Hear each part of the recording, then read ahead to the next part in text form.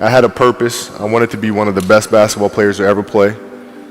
And anything else that was outside of that lane, I didn't have time for. At what age did that goal become crystal clear? I made that deal with myself at 13 years old. At 13 years old? 13 years old. That's the you deal were I made. crystal clear about it? Crystal clear. And where did inspiration come from? The love of the game. The love of the game, the challenge. Like I would watch Magic play, I'd watch Michael play, and I would see them do these unbelievable things, and I'd say, can I get to that level? I don't know, but let's find out. Basketball for me was the most important thing. So everything I saw, whether it was TV shows, whether it was books I read, people I talked to, everything was done to try to learn how to become a better basketball player. Everything. And so when you have that point of view, then literally the world becomes your library to help you to become better at your craft. Because you know what you want, the world's giving you exactly the information you need to become better at it. Because you know what you're looking for. So when you size your peers up, how'd you size your peers up? Like if you're sizing people, I'm talking you're 13 years old, you're sizing peers up, what lens are you looking through your peers? So at 13 years old, I had I had a kill list. And so, they used to do these rankings. It was Street and Smith basketball rankings.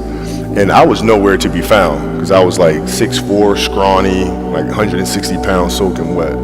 So I was like 57 on the list. And so I will look at 56, 55, all the way up to number 1, who these players are, what club teams they played for.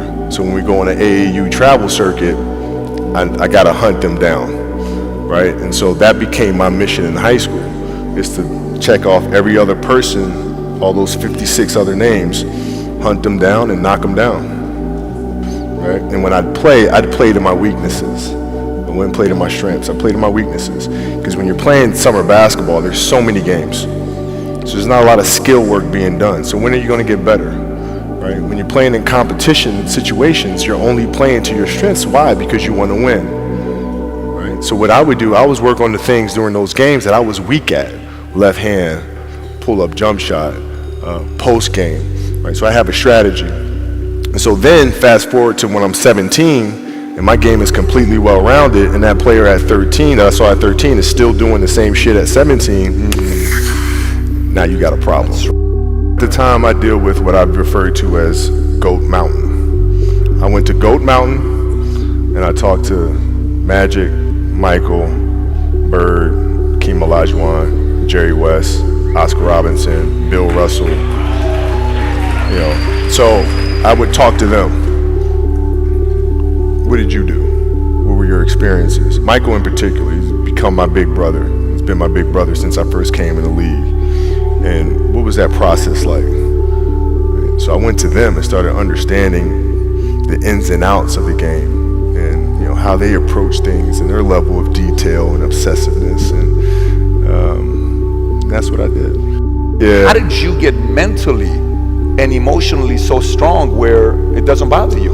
Well, you got to look at the reality of the situation. Like for me, it's not, you kind of got to get over yourself. Like it's not about you, man. Like, okay, you feel embarrassed. You're not that important. Like, get over yourself. That's where you go. Get over yourself, right? Like you're worried about how people may perceive you, and like you're walking around and it's embarrassing because you shot 5 air balls.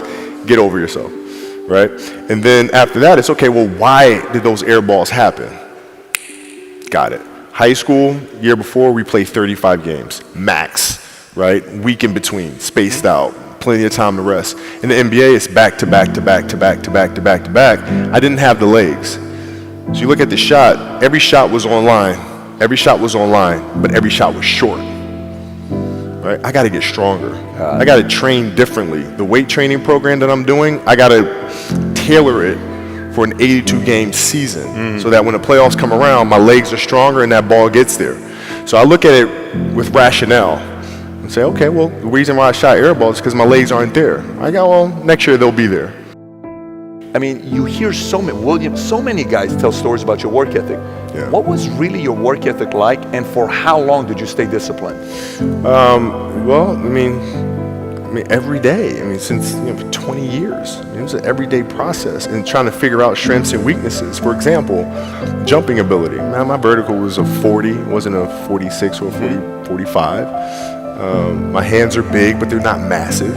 Right? So you got to figure out ways to strengthen them so your hands are strong enough to be able to palm a ball and do the things that you need to do. Quickness, I was quick, but not insanely quick. I was fast, but not ridiculously fast.